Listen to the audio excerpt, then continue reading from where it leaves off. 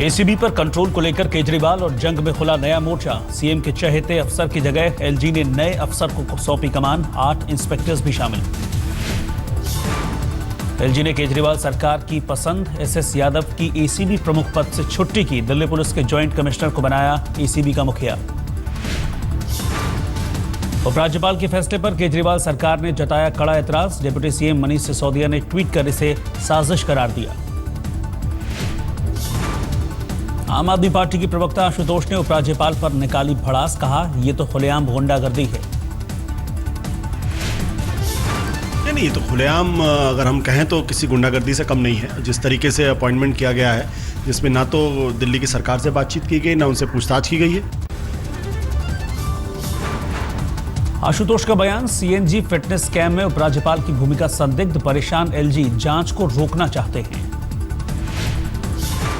2-3 दिन पहले जिस तरीके से सीएनजी फिटनेस का केस खुला और उसमें जिस तरीके से लेफ्टिनेंट गवर्नर साहब की भूमिका संदिग्ध नजर आ रही है, उससे साफ नजर आता है कि वो डेस्परेट है, परेशान है और किसी तरीके से इस मामले को इन्वेस्टिगेट होने से या जांच होने से रोकना चाहते हैं। सूत्रों के मुताबिक एमके मीणा को एसीबी का मुखिया नियुक्त करने के एलजी के ऑर्डर को निरस्त कर देगी केजरीवाल सरकार। दिल्ली बीजेपी के अध्यक्ष सतीश उपाध्याय ने कहा, मुकेश मीणा को एसीबी का मुखिया बनाने का फैसला सही है। जिस तरीके से मुकेश मीणा को जॉइंट सीपी बनाया गया है, ये सरकार की रूटीन पद हैं और जिस तरह की हर चीज़ पर रिएक्ट करने की उनकी आदत है और मनीष सिसोदिया ने भी रिएक्ट किया है। मुझे लगता है कि अनावश्यक रिएक्शन उनके काम करने का एक एजेंडा है। उपराज्यपाल नजीब जंग पर केस चलाने की फिराक में है केजरीवाल सरकार। सूत्रों के मुताबिक चीफ सेक्रेटरी से मांगेगी रिपोर्ट, राष्ट्रपति से भी मिलने की तैयारी। राज्यपाल पर कथित सीएनजी फिटनेस किट घोटाले के आरोपी अफसरों को बचाने का आरोप, एसीबी को नहीं दी थी जांच की मंजूरी। एलजी दफ्तर का आरोपों से इनकार। एलजी के सूत्रों के मुताबिक मुद्गल कमेटी से अफसरों को क्लीन चिट मिलने के बाद एलजी ने जांच को मंजूरी नहीं दी थी। सूत्रों की खबर, दिल्ली सरकार की जांच में भी आरोपी अफसरों को क्लीन चिट मिल गई थी। बाद में मुद्गल कमेटी की रिपोर्ट में बेदाग पाए गए थे अफसर। कड़वाहट और बयानबाजी के बीच आमने सामने अरविंद केजरीवाल और एलजी नजीब जंग। राष्ट्रपति भवन में सीवेज ट्रीटमेंट प्लांट के उद्घाटन के दौरान साथ बैठकर की बातचीत। एमसीडी के हड़ताली कर्मचारियों को केजरीवाल ने मई के बाद वेतन देने से हाथ खड़े किए, कहा जून के लिए पीएम से सैलरी मांगो। रामलीला मैदान में एमसीडी कर्मियों की रैली में बोले केजरीवाल, कहा हमें केंद्र सरकार से पैसा नहीं मिल रहा। हमारे प्रधानमंत्री जी ने मंगोलिया को इतना पैसा दिया, मंगोलिया में जाके इतना पैसा दिया। अगर आप सारे जने प्रधानमंत्री जी के घर जाओगे, वो जरूर आपकी तनख्वाह देने के लिए पैसे देंगे, जरूर आपको। केजरीवाल ने सफाई कर्मचारियों से कहा, आगे सैलरी नहीं मिलने पर मेयर के घर के बाहर या फिर बीजेपी दफ्तर पर धरना दें। एमसीडी कर्मचारियों के वेतन को लेकर आज वित्त मंत्री अरुण जेटली से मिल सकते हैं अरविंद केजरीवाल। दिल्ली सरकार का पक्ष रखेंगे। नॉर्थ दिल्ली के मेयर रविंद्र गुप्ता ने कहा, सैलरी के लिए आंदोलन करना हमारे लिए दुर्भाग्यपूर्ण है। इस दिल्ली की जनता ने उनको इतने ह्यूज मैंडेट के साथ आज दिल्ली की गद्दी में बैठाया है, इस बात के लिए नहीं कि उसके दिल्ली के तीनों मेयर और सारे काउंसलर आज धूप के अंदर या धरने पे बैठे। हमारे कर्मचारी रामलीला मैदान के अंदर उससे भीख के रूप में अपनी तनख्वाह के लिए बात करने जाए। दिल्ली की जनता जानती है कि ये चुनी हुई निगमों के बारे में हस्तक्षेप करना दिल्ली सरकार को बहुत महंगा पड़ेगा। बीजेपी ने केजरीवाल पर साधा निशाना। सतीश उपाध्याय ने कहा, केजरीवाल दिल्ली के लोगों को बेवकूफ बना रहे हैं। देखिए, केजरीवाल केवल और केवल एक लोगों को गुमराह करने की राजनीति करते हैं और जिस तरीके से मोदी जी के बारे में उन्होंने टिप्पणी की है, मुझे लगता है कि विदेशी संबंधों के बारे में, अंतर्राष्ट्रीय संबंधों के बारे में ना तो उनको जानकारी। बिहार में नीतीश कुमार की सीएम उम्मीदवारी पर राजी हुए लालू यादव। दिल्ली में जनता परिवार के मुखिया मुलायम सिंह ने किया ऐलान। मुलायम के घर पर हुई बैठक के बाद लालू और शरद यादव की मौजूदगी में हुआ ऐलान। पटना में थे नीतीश कुमार।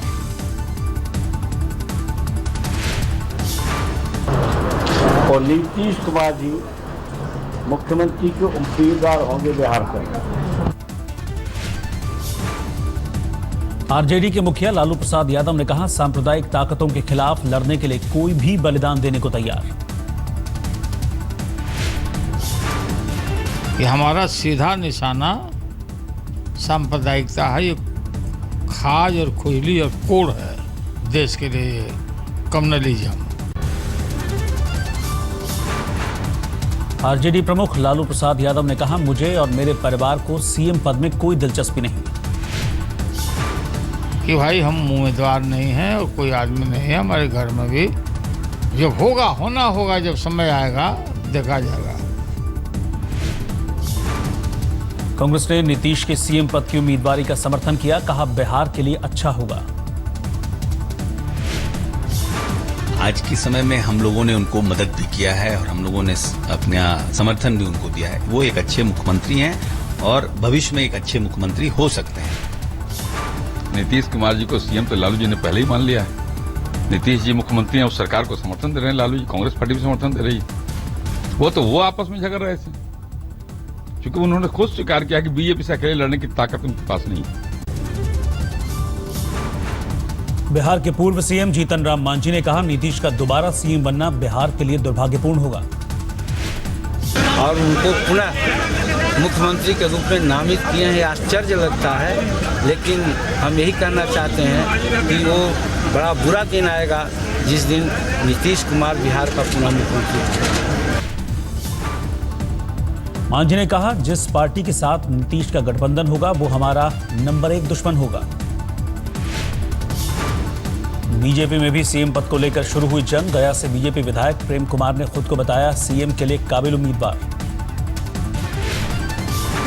राज्य के कई जिलों में मतलब जहां जरूरत पड़ा जा करके है, हमने वोटों को ट्रांसफर करने का काम किया। उसमें हमारे पास क्षमता है, हमारे साथ लोग हैं, एक बहुत बड़ा हमारा नेटवर्क है जा करके जो भारतीय जनता पार्टी को मदद करने के लिए तैयार जा करके है। उसका फायदा पार्टी को मिलेगा।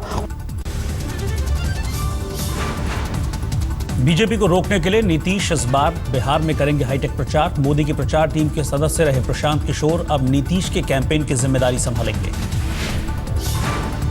नीतीश ने कहा, प्रशांत किशोर ने मेरे साथ काम करने की इच्छा जताई थी, इसलिए हमने उन्हें प्रचार की जिम्मेदारी सौंपी है। गुजरात में बैठ करके इतना काम कर रहा है तो सुनते रहते थे, इसलिए जब मुलाकात हुई तो ऐसी बात हो गई कि वे हम लोगों के साथ मिलकर काम करेंगे। केवी चौधरी को सीवीसी बनाने पर राम जेठमलानी ने उठाए सवाल। पीएम को चिट्ठी भेजकर कहा, पद के लिए फिट नहीं है चौधरी। प्रधानमंत्री को लिखी चिट्ठी में भावुक हुए जेठमलानी, कहा, आपके लिए मेरा कम होता सम्मान पूरी तरह से समाप्त हो गया। 21 जून को अंतर्राष्ट्रीय योग दिवस पर होने वाले कार्यक्रम के लिए आज तैयार होगा ब्लूप्रिंट। सरकार आयोजन को लेकर उठे विवादों पर सफाई देगी। विदेश मंत्री सुषमा स्वराज और आयुष मंत्री श्रीपद नाइक योग दिवस पर होने वाले कार्यक्रम को लेकर मीडिया को जानकारी देंगे। योग दिवस के विरोध में all India Muslim personal law board इबादत और आस्था का सवाल उठाकर एतराज जताया। योग दिवस को लेकर जम्मू कश्मीर के पूर्व मुख्यमंत्री उमर अब्दुल्ला ने भी नाराजगी जताई। श्रीनगर में बोले, जबरन कोई नहीं करा सकता योग। संयुक्त राष्ट्र के स्तर पर एक अंतर्राष्ट्रीय योग दिवस के रूप में योग को पहचान दिलवाई, उसके लिए धन्यवाद के पात्र हैं। भारतीय विद्या है जिसके द्वारा संपूर्ण विश्व का कल्याण हो सकता है। महाराष्ट्र में छगन भुजबल समेत 6 लोगों के खिलाफ केस दर्ज। कलीना इलाके में सरकारी जमीन बिल्डर को देने पर एसीबी ने कसा शिकंजा। महाराष्ट्र के पूर्व पीडब्ल्यूडी मंत्री छगन भुजबल से एसीबी ने मांगे थे दस्तावेज मुहैया नहीं कराने पर दर्ज किया था केस। बॉम्बे हाईकोर्ट के आदेश पर एंटी करप्शन ब्यूरो मामले की जांच करेगा। एक जनहित याचिका पर कोर्ट ने सुनाया फैसला।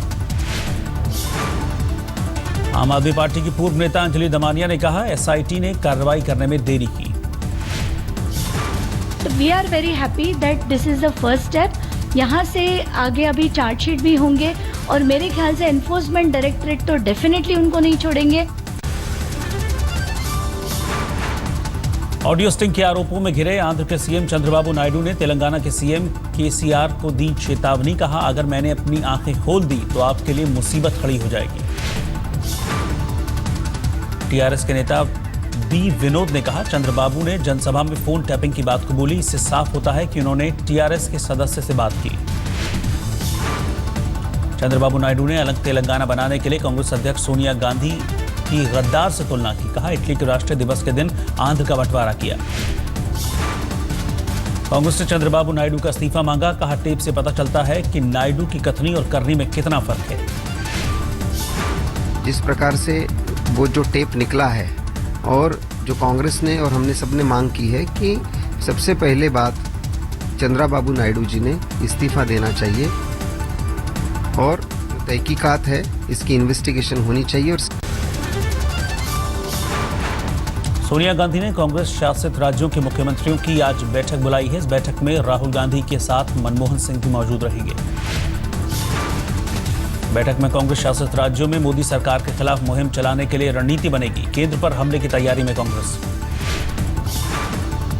आज से पटना में एनसीपी का राष्ट्रीय अधिवेशन। 2 दिनों तक चलने वाले अधिवेशन में शरद पवार समेत पार्टी के सभी दिग्गज नेताओं की मौजूदगी रहेगी।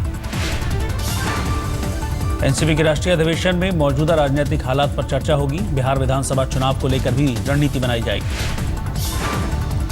एलईडी लाइट से जगमगाया मोदी के संसदीय क्षेत्र वाराणसी का 80 घाट। ऊर्जा मंत्री पीयूष गोयल ने किया उद्घाटन।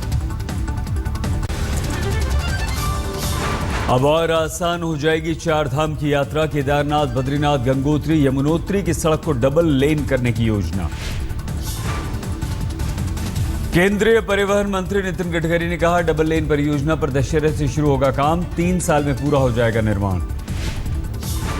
और मेरा विश्वास है कि हम दशहरे के दिन इस कार्य का शुभारंभ करेंगे और ये 11,000 करोड़ की योजना ये 4 धाम यात्रा के लिए बहुत महत्वपूर्ण होगी।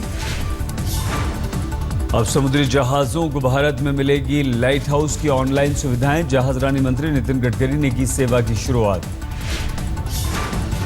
अब देश के 189 लाइट हाउस से अपने जहाजों के लंगर डालने की एडवांस बुकिंग ऑनलाइन होगी। पेमेंट भी ऑनलाइन ही किया जाएगा।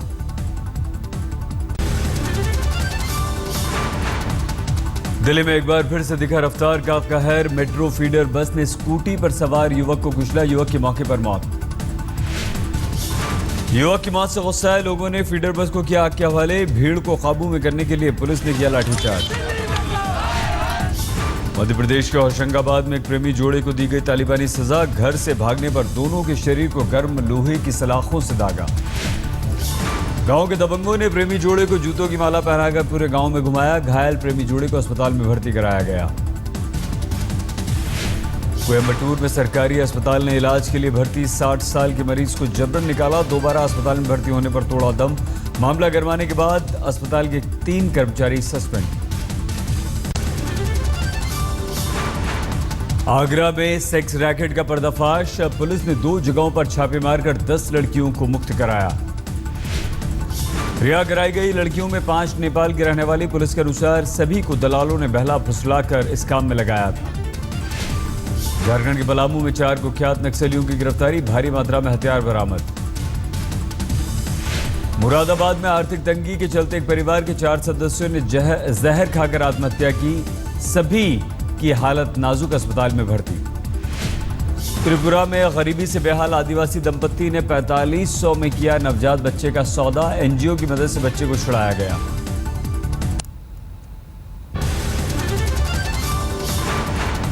बांग्लादेश पहुंची टीम इंडिया ने पहले दिन नेट्स पर जमकर बहाया पसीना। कल से फतुल्ला में खेला जाएगा सीरीज का इकलौता टेस्ट मैच।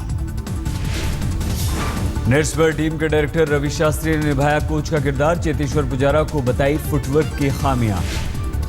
शास्त्री ने नेट्स पर तेज गेंदबाजों के साथ बिताया लंबा वक्त। प्रैक्टिस के दौरान कप्तान कोहली से भी की बातचीत। भारत के खिलाफ टेस्ट को लेकर बांग्लादेशी खिलाड़ी भी उत्साहित। टेस्ट में भारत से कभी नहीं जीता है बांग्लादेश। एक टेस्ट के बाद दोनों देशों के बीच 3 वनडे मैचों की सीरीज 18 जून को ढाका में पहला वनडे खेला जाएगा।